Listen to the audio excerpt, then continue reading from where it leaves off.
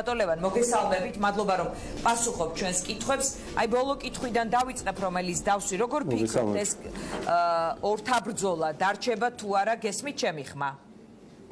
სამწუხაროდ არ მესმის დიანა თქვენით. კი ბატონო, უზრუნველყოთ რომ ბატონ ლევანს კონდეს შესაძლებლობა ეხა უკვე მესმის. ბატონ ლევან, კი ბატონო, დარჩება თუ არა ეს განცხადებები, ანუ პოლიტიკურ განცხადებებად თუ უფრო შორსწავა პროცესი, როგორ ფიქრობთ, რაღაც ტიპის სამართალწარმოებამდე ხომ არ მივა ეს დაპირისპირება, რომელსაც ახლა ჩვენ ვუყურებთ?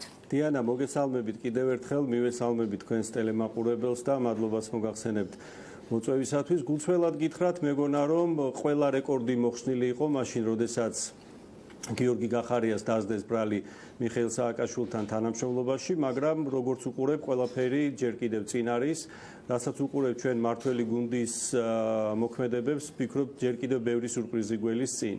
ერთის მხრივ აი რა ტიპის სიურპრიზებს ელოდებით? ვიცი, მაგალითად შემიძლია გითხრათ, რომ არ გამოურიცხავ, აი ამ ყველაფრის მერე საერთოდ არ გამოურიცხავ, რომ გიორგი გახარიას დააბრალონ მაგალითად COVID-19-ის შექმნა და მისი გავრცელება მსოფლიოს მასშტაბით. და ასე შემდეგ, იმიტომ რომ განცხადებები, რასაც ვისმენთ და შეფასებები, რასაც ვისმენთ, გეტყვით, რომ ჩემს მოლოდინს გადააჭარბა. ის რომ გიორგი გახარიას პარტიის დაფუძნებას ბუნებრივია მოყვა საკმაოდ სერიოზული შფოთვა და ნერვიულობა მართლ პარტიაში, მე გეტყვით, რომ ამას ველოდი, მაგრამ კიდევ ერთხელ ვამბობ, რომ მოლოდინმა, მასშტაბმა ყოველგვარ მოლოდინს გადააჭარბა. ჩვენ ისიც უნდა აღვნიშნოთ, რომ დაფუძნების შემდეგ გიორგი გახარიას და მისი პოლიტიკური პარტიის გუნდი ძლიერდება. ჩვენ ვხედავთ, რომ უამრავი ახალი გუნდის წევრი გვერდდება. ჩვენ ვხედავთ, რომ იხსნება ახალი ოფისები, გუშინ იყო მაგალითად ბათუმში პარტიის ოფისის გახსნა, ჩვენ ველით რომ სხვა დამატებითი ნაბიჯები გადაიდგმება ამ მიმართულებით. ამის გარდა ისიც აღსანიშნავია, რომ პარტიაში აქტიური მუშაობა მიდის პროგრამულ მიმართულებებზე და ძირითადი მიმართულებები უკვე დადგენილია. ანუ თქვენ საზოგადოებას თქვენ ამბობთ რომ გაქვთ მოლოდინი რომ ლამის აი COVID-19-ის შექმნა გამოყვანას შეიძლება დააბრალოთ. მე კითხეთ, შეიძლება თუ არა ელოდებით თუ არა რომ რაღაც ტიპის სამართლებრივი პრობლემები შეუქმნან თქვენი გუნდის ლიდერს? ამაზე მინდა გითხრათ, რომ გიორგი გახარიას არაერთხელ აღუნიშნავს და მოუთხოვია თავად, რომ მოცივნისი იქნება თუ სხვა დამატებითი საკითხი შეიქმნას საგამოძიებო კომისია ან ზოგადად სხვა ფორმით იქნეს ეს ყველაფერი გამოძიებული, მაგრამ ჩვენ რასაც ვისმენთ მხოლოდ მითებს, ვისმენთ მხოლოდ ჭორაობებს და ასე შემდეგ. ჩვენ ძალიან კაფეოდ მინდა ერთი რამ აღვნიშნო. ჩვენ ვართ ფოკუსირებული საქმეზე, ყველაფრის მიუხედავად, ჩვენი მთავარი ამოცანა არის, რომ ვიფიქროთ და ვიმუშაოთ იმ კონკრეტულ სირთულეებზე და გამოწვევებზე, რაც დღეს ჩვენი მოქალაქეების წინაშე. ბუნებრივია, ძალიან ღირსეული პასუხი გაცა მინდა ჩვენ მოქალაქეებს და მსმენელს შევახსენო გიორგი გახარიამ მის წინაშე წამოყენებულ ბრალდებას ღალატის შესახებ და მან ძალიან კაფეოდ აღნიშნა, რომ აი ამ ყველაფრის მიუხედავად გიორგი გახარია თავისი ლექსიკის შეცვლას არ აპირებდა და ზუსტად იგივე მიდგომა გვექნება ჩვენს მომავალში. ჩვენი ამოცანა ლევან, თქვენ გაქვთ თუ არა პასუხი ერთ კონკრეტულ მომენტზე, რომელიც მე ვახსენე, ეს არის რომ გახარიას წასვლაზე იყო საუბარი, თუმცა ბოლოს რაღაცამ ან ვიღაცამ ეს პროცესი შეაყოვნა.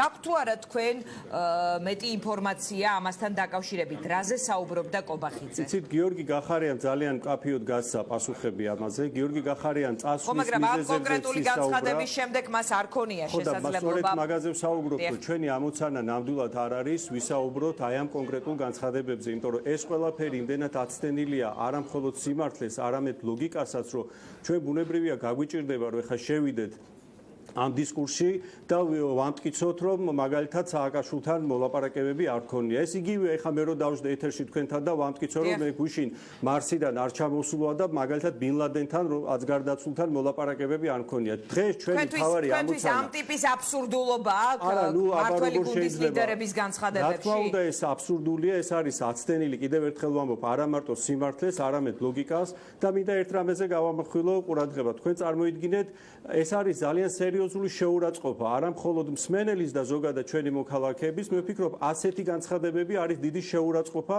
თავად ქართული ოცნების ამომრჩევლის მიმართად. იმაზეც უნდა დაფიქრდეს ალბათ მართველი პარტიის ხელმძღვანელობა თუ რა გზავნილი გაუგზავნა ასეთი ტიპის განცხადებებით თავის პოლიტიკურ ლიდერებს. ასე რომ ძალიან ბევრი კუთხიდან შეგვიძლია შევხედოთ ამ საკითხს, ძალიან ბევრი სამწუხარო წახნაგი აქვს, მინდა გითხრათ, ასეთი ტიპის შეფასებებს, მაგრამ ყველაფრის მიუხედავად ერთმნიშვნელოვნად მინდა გითხრათ, ჩვენ მსგავსი რიტორიკით, მსგავსი ლექსიკით მოქმედებებს არ ვაპირებთ. ჩვენი მთავარი ამოცანა არის და მომავალშიც იქნება, რომ კონცენტრირდეთ იმ კონკრეტულ პრობლემებზე და გამოწვევებზე, რაც ყველაზე მეტად აწუხებს ჩვენს მოქალაქეებს. გუშინაც გახმოვანდა, რომ ჩვენ გვექნება ძალიან სერიოზული პოზიციები და ძალიან სერიოზული გეგმები რეგიონებთან მიმართებაში, რომ უნდა გაიზარდოს მიზიდულობის ცენტრი, აღინიშნა იმის შესახებაც, რომ ჩვენი გეგმა ბოდიში დავასრულებ, დიანა, თუ შეიძლება საგარეო მიმართულებით გვექნება ძალიან საინტერესო ნაბიჯები მომავალში გადასადგმელი და დღესაც, ამ დროსაც ბატონი გიორგი გახარია იმყოფება ბრიუსელში, სადაც მიუხედავად მისი პირადი პოლიტიკური დღის წესრიგისა, მიუხედავად იმისა, რომ მის პარტიას აქვს ძალიან სერიოზული გეგმები, პირველი რაზეც ბატონი გიორგი გახარია ამ შეხვედრებზე ისაუბრებს, ეს არის საქართველოს ეროვნული ინტერესები. ლევან, ბოლო კითხვა მაქვს ასეთი. კობახიძე, ვოლსკი, არ ვიცი, ქართული ოცნების ლიდერები თავიანთი განცხადებებით, თქვენს პოლიტიკურ გეგმებს, მიზნებს აიოლებს თუ ართულებს, ისინი გიქმნიან თუ არა პრობლემას აი ამ ტიპის განცხადებებით, რომელსაც თქვენ რაღაც აი შოკის მომგვრელს და სრულიად აბსურდულს უწოდებთ. დიანა, მოდით გეტყვით, რომ ეს ვერანაირად ვერ გვირთულებს, საზოგადოება ძალიან კარგად აფასებს ყველაფერს და კონტრასტი ნათელია. გიორგი გახარია არის ის პოლიტიკოსი საქართველოს უახლეს ისტორიაში, რომელმაც ყველაზე მკაფიო და ერთმნიშვნელოვნად აიღო პასუხისმგებლობა აბსოლუტურად ყველაფერზე. ეს იქნებოდა წარსული, აწყო თუ მომავალ გეგმებთან დაკავშირებითაც. კონტრასტი არის მარტივი. მეორეს მხრივ ჩვენ ვხედავთ მართველ გულს, რომელიც აი ესეთი შეფასებებით, აი ესეთი პრიმიტიული ტყუილებით ცდილობს თავისი პოლიტიკური ამოცანების მიღწევას და მე ვფიქრობ, რაც არ უნდა განცხადებები გააკეთონ მომავალში, ჩვენი გეგმა არ შეიცვლება, ჩვენ არავითარ შემთხვევაში არ შევყვებით ამ ჭორაობას და მომავალშიც ვიქნებით კონცენტრირებულები მხოლოდ საქმეს. კი ბატონო, მადლობა.